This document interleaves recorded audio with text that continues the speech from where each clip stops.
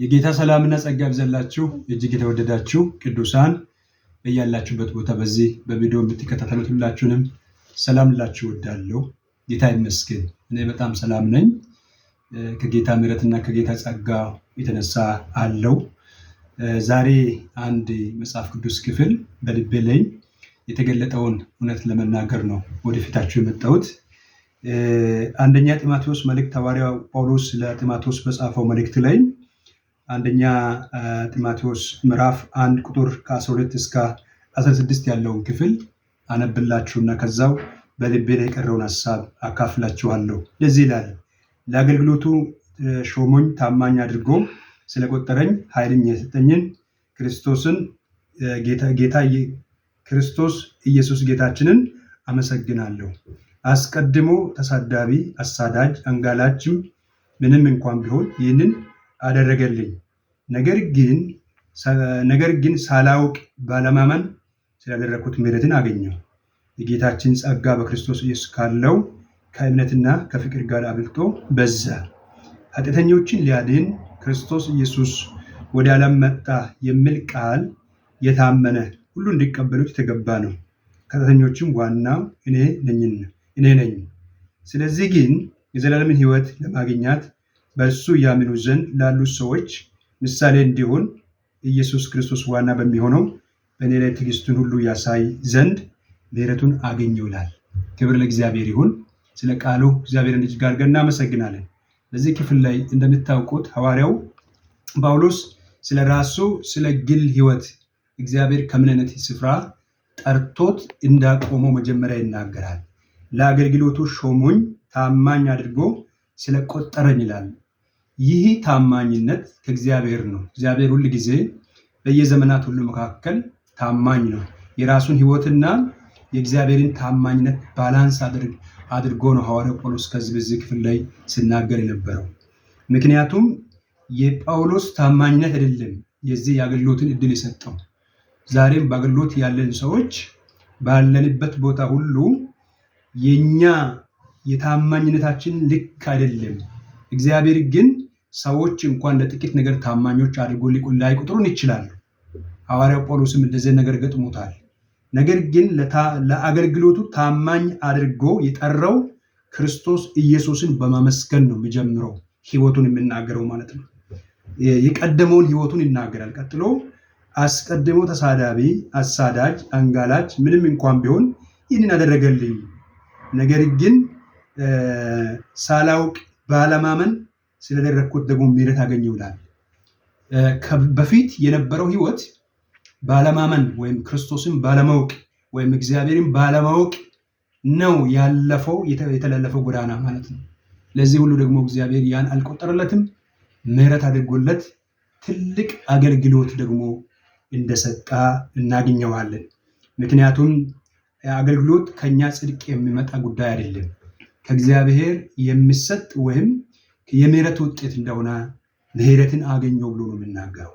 ዛሬም ምናልባት ባለንበት ቦታ ያለን ሰዎች በተለይ በአገልግሎት ያለን አገልጋዮች በሙሉ ለእናንተ ወይም ከራስም ሕይወት አንስቼ ስናገር ያለንበት ቦታ ከትልቁ ከእግዚአብሔር ምሕረት የተነሳ ነው እንጂ የሚገባን ሰዎች ሆነን አይደለም። ስለዚህ ምሕረትን አገኘው። የጌታችን የኢየሱስ ክርስቶስ ጸጋ በክርስቶስ ኢየሱስ ካለው እምነትና ከፍቅር ጋር አብልጦ በዛ ይላል። እንግዲህ ከሱ ከፍቅሩ የተነሳ ነው እንጂ ከኛ አይደለም። ምክንያቱም መጽሐፍ ቅዱስ በሮሜ ላይ ሲናገር ደግሞ በተሰጠን በመንፈስ ቅዱስ አማካኝነት የእግዚአብሔር ፍቅር በልባችን ስለፈሰሰው ተስፋ አያሳፍርም ይላል። ምክንያቱም እግዚአብሔር ሲጠረን፣ ለዓላማው ሲጠረን፣ ለአገልግሎት ሲጠረን፣ ለሕይወት ሲጠረን አስቀድሞ እኛ ከነበርንበት ከውድቀት ሕይወት ውስጥ አውጥቶ ነው። ታማኝነቱ ያ ነው ማለት ነው። እግዚአብሔር አምላካችን ስሙ ይባረክ። ስለዚህ እግዚአብሔር ወደደን፣ በልጁ በክርስቶስ ወደደን፣ መንፈስ ቅዱስን ሰጠን፣ ፍቅሩም ደግሞ በልባችን ውስጥ አፈሰሰልን። በዚህ ውስጥ ሕይወት አግኝተናል። ክብር ለጌታችን ለኢየሱስ ይሁን። ኃጢአተኞችን ሊያድን ክርስቶስ ኢየሱስ ወደ ዓለም መጣ የሚል ቃል የታመነ ሁሉ እንዲቀበሉት የተገባ ነው። ከኃጢአተኞችም ዋናው እኔ ነኝ ይላል። ምክንያቱም ብዙ ጊዜ ሰዎች ስለ ኃጢአት ስንመለከት የኃጢአትን ስርየት ለማግኘት ይቅርታ ለማግኘት ለመጽደቅ ብሎ ሰዎች ብዙ አይነት በሃይማኖት የሚጸድቁ ይመስላችኋል። መልካም ስራን በመስራት ይመስላችኋል። እንዲሁም ደግሞ ለሰዎች ካለው ነገር በማካፈል ይመስላችኋል። እውነት ነው። እነዚህ ሁሉ ለኛ ወገኖች የኃጢአትን ይቅርታ ሊያስገኙ አይችሉም። መልካም ስራ መስራት በጣም አስፈላጊ ነው የኃጢአት ይቅርታ ካገኘን በኋላ።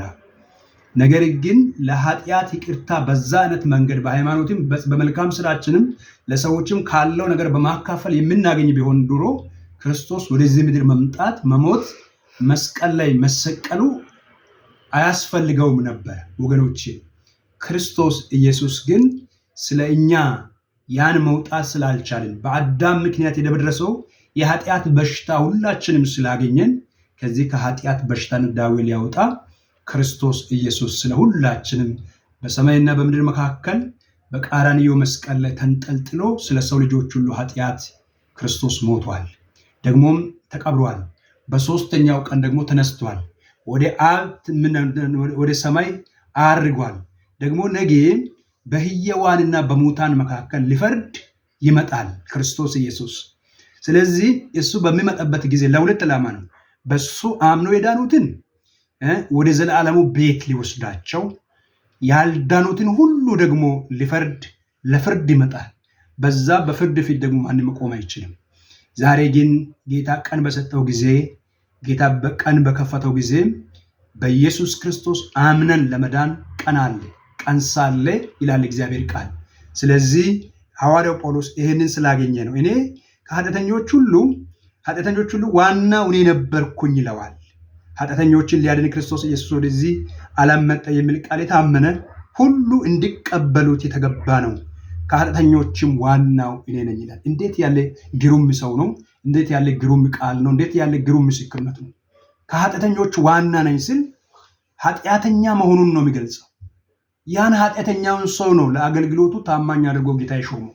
ስለዚህ ዛሬም ቢሆን ጌታ ኢየሱስ ክርስቶስ እጁን ዘርግቶ ለኃጢአተኞች ስለሞተ ኃጢአተኛ ነኝ ብሎ የመጣውን ሰው ሁሉ ክርስቶስ ሊቀበል እጁን ዘርግቷል።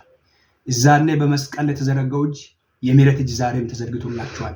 እህቶቼና ወንድሞቼ ይህንን ድምፅ የምትሰሙት በየትኛውም ቦታ ለሆናችሁ ይህንን ድምፅ ለምትከታተሉት ለእናንተ ይሄ ነው መልእክቴ። ክርስቶስ ኢየሱስ ይወዳችኋል። ክርስቶስ ኢየሱስ ፍቅር ነው። እግዚአብሔር አንድያ ልጅ በቀኙ ነበር።